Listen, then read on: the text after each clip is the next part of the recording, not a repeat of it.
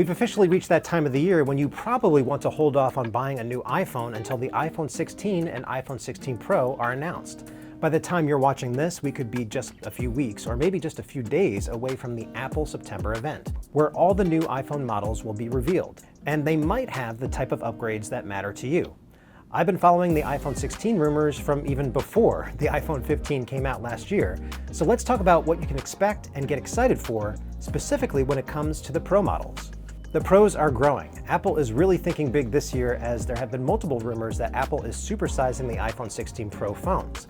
The regular iPhone 16 Pro is tipped to be growing from 6.1 inches to 6.3 inches, making it more of a mid-size phone. Meanwhile, the iPhone 16 Pro Max is apparently going to be 6.9 inches, which would be a pretty big jump from 6.7 inches on the iPhone 15 Pro Max. By comparison, the Galaxy S24 Ultra and the Pixel 9 Pro XL are both 6.8 inches. So the new iPhone 16 Pro Max would be the largest flagship in the US that's not a foldable. That makes me a bit nervous though. I like the size and weight of the iPhone 15 Pro Max, and it's pretty massive when you put it in a case.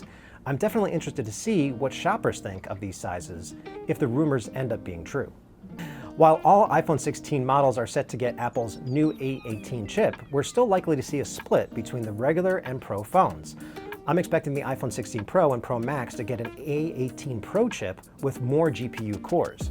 But the biggest processing upgrade will likely come with the Neural Engine, which is tipped for significantly more cores and should provide more powerful AI and machine learning performance. So what will you be able to actually do with all that power? Think of things that we've been teased with Apple Intelligence in iOS 18, like creating images on the fly with Image Playground, getting transcripts of phone calls and voice notes, and help with your writing if you need it. As exciting as all that sounds, I think Apple will need to show at least some Apple Intelligence features that are exclusive to the new iPhone 16 Pros. Probably the biggest design change we've heard about is the addition of an all-new button on the iPhone 16 Pro and the Pro Max. I'll admit, we've heard conflicting rumors about this one, but it's clear to me from seeing dummy models and early case samples that Apple is adding a so-called capture button this year. According to Bloomberg's Mark Gurman, this dedicated camera button would work just like a real camera shutter. If you press halfway down on the button, you'll engage autofocus, and if you press all the way, you'll snap a photo. This would mean that your action button could be assigned to something else, or a shortcut, while you have a dedicated way to take photos and videos quickly.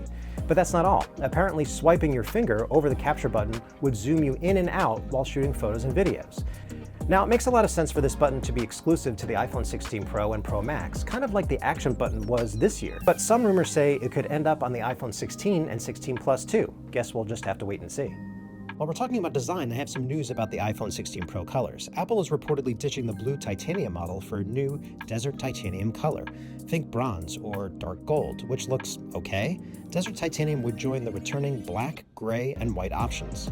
So what about the cameras themselves? Both the iPhone 16 Pro and Pro Max are tipped to feature a 48 megapixel ultra-wide camera, up from 12 megapixels on the iPhone 15 series. That means you should expect sharper ultra-wide shots and also more flexibility when it comes to cropping. The new sensor should also let in more light for brighter pics, especially in low-light situations. It doesn't seem like size will matter when it comes to camera capabilities. Both the iPhone 16 Pro and Pro Max are expected to get the same tetraprism zoom lens. So we're talking 5x optical zoom and 25x digital zoom at least, which would be a pretty significant upgrade for the regular Pro. If you've checked out our iPhone 15 Pro review or any related videos here on this channel, you've probably heard us talk about how last year's phone turned in very good battery life results in our testing. But you could never have too much endurance if you ask me. Apple is tipped to use stacked battery technology on the iPhone 16 Pro and Pro Max for the first time, which would likely allow for more capacity. As a result, the iPhone 16 Pro could have a 3355 mAh battery, and the iPhone 16 Pro Max could pack 4676 mAh battery according to leaked specs. Meanwhile, the iPhone 16 Pro and Pro Max are both rumored to get 40-watt wired charging and 20-watt MagSafe charging. That would be a nice and very, very overdue upgrade from 27 watts wired and 15 watts wireless. Honestly, even if the battery life doesn't last longer, but we get faster charging, I think that'll be an upgrade a lot of people have been waiting for.